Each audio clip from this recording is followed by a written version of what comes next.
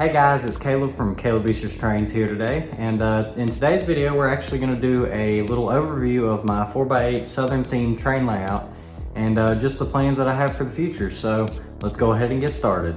So this is my 4x8 O-scale Southern themed layout, and it's my first layout that I've had, you know, to this kind of completion phase. Now there's still some things that are being worked on with it.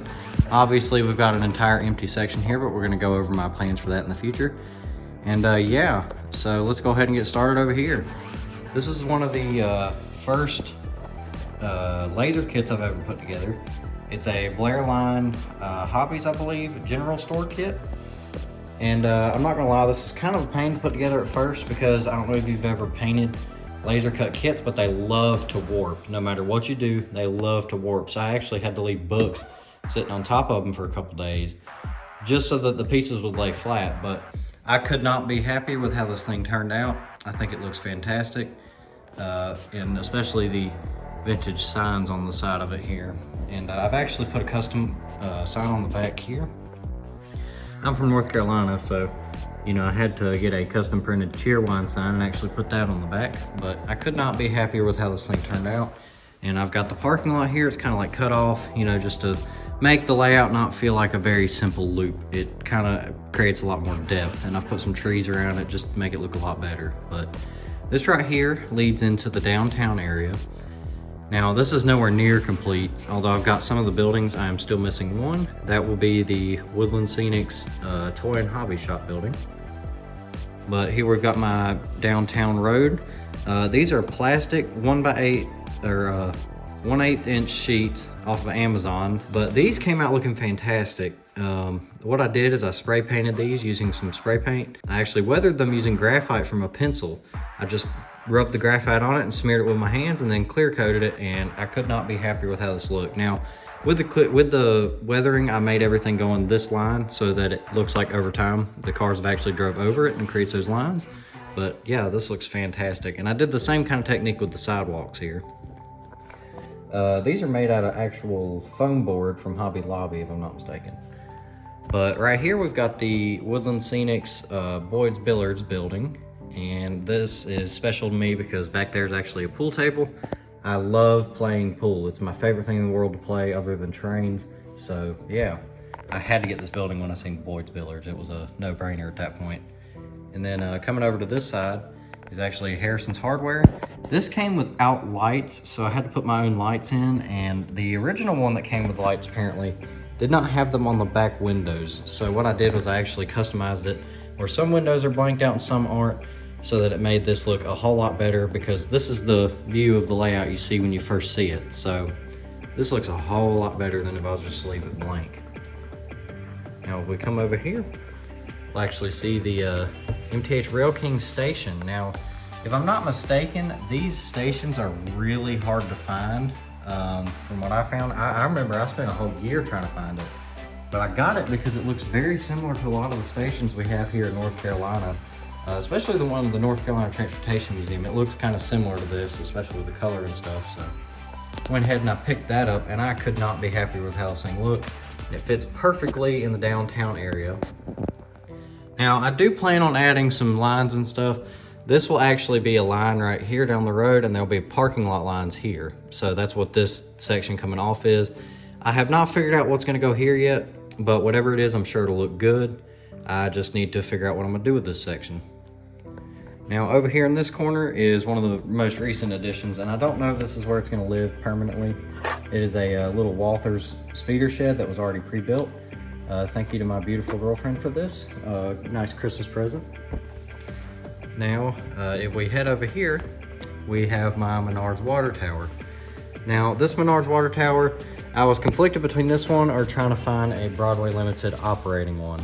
But I went with this one overall just because, you know, it's simpler, and honestly, it fits perfectly in this tiny space that I have. I mean, this is probably only 2 feet by a foot on each side, so it's not that big. But it came out pretty perfectly for what I need it for. And yeah, and you can see I do have a diamond on my layout. That was a design necessity. I love diamonds. I think they're the coolest thing in the world.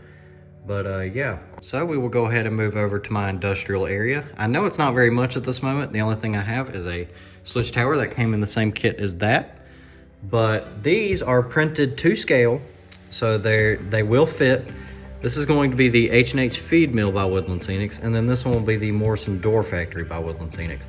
And I do have a little line coming off here so that I can park. I think it holds 2 box cars. I've only got one sitting here for the time being.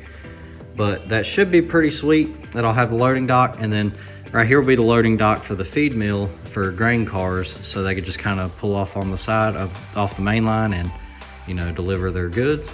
But yeah, that should be pretty sweet. Right here, I will probably put one of those Line Elf sound sheds. I think the intermodal one was the cool sounding one, or the steel mill, one or the other. And that should just kind of create a lot more atmosphere to the layout. But as you can see, the main line just kind of rounds around here. Right here will be the loading docks for that factory building. And they do fit perfectly with the short trailers that you would see in like the 40s and 50s, which is awesome. And I'll have a chain link fence actually lining the curve of the track. And I have designed this chain link fence to be far enough back where if I wanted to run an 18-inch passenger car, it will actually go through and not scrape at all, and have a little bit of prototypical spacing, which should be pretty sweet. Now we move on to the prized joy of the layout, which is this front section. I absolutely love how this thing looks, and this has got a lot of static grass, if you can see there. And how I designed this, originally in my head, I wanted some sort of industry to be here, but I figured there's no way it would fit. So I actually looked online and I found this platform kit here, and I could not be happier with how this thing turns out. I weathered the bottom of it a little bit just to kind of make it look like the rainwater has stepped up here and there. And yeah, I could not be happier with how this thing looks. Another addition to this area is this little shed that also came in this kit. And this is already glued down and wired up. I do have the light in this. And then right here, I'm just trying to figure out what kind of junkyard stuff I want sitting here. I don't want it to look too junky, but I think some train wheels will look nice. Maybe a couple just random crates and stuff. Just something to where it's not just this field, but this should look really sweet when it's done. And I could not be happier with where I've gotten so far. I mean, the static grass is by far my favorite thing here. I didn't want it too tall so it doesn't take away from the train cars and how beautiful they look, but yeah, that looks pretty sweet. Recent thing I did work on is actually a 542 here. This is the real one's located at the North Carolina Transportation Museum. It is my favorite steam locomotive ever, and I actually just have put the custom bell on and the headlight visor. Thank you, Blake, for the headlight visor. And yeah, this is one of my favorite models I've ever custom made. This actually started as a BC&G number 4, and then I noticed it looked an awful lot like 542, so I went ahead and I custom made it into 542. But there will be a separate video coming on just this locomotive and what it means to me and why I decided to kit bash this. So yeah. Layout, I have these shelves that are actually from Walmart, and these things work flawlessly for storing train cars. You can get, you know, 3 layers of train cars, even 4 with these passenger cars, and just store a ton of them for the space and the money. These things are only like $22 a shelf, which you just cannot beat the price of these shelves. I do have a lot of train cars, and I've got 3 underneath here as well. And I will be changing these to black shelves. All that they had available was the white shelves. My locomotive shelves here, as you can see, I've got quite a few locomotives sitting here. Got a couple switcher right there as well. And then 542 sitting up on the layout. And one of the coolest things that I have in the train room is my decorations. These are some vintage gas station signs that I thought just looked perfect from where the layout is. You know, they work out flawlessly, and yeah, they really fit the theme I was going for. And then over here, we actually have a 630 license plate I got when I went to Chattanooga to see 630. And then I actually found this at a Christmas train. Somebody was selling it for only $5, and it's a Seaboard Railroad sign. Thought it looked sweet. This is a wooden Southern Railroad sign here. And then I have a metal one up here as well. I don't know if you can tell, I love the Southern Railroad. Have a Lionel Trains sign here. This is not a vintage one, it's a recreation. And then of course, since I love playing pool, we have a Billard sign here. And then this is actually ripped out of a calendar, but I just thought it looked really cool, so I decided to hang it up anyways. And this is from Hobby Lobby. You know, it was on sale for like $7 there one day, so I was like, yeah, I'll go ahead and pick it up. It's a Pierre Marquette 1225 canvas, so looks pretty sweet. I like the decorations I have here. And then underneath them is my very, very, very messy workbench. Ignore how messy this thing is.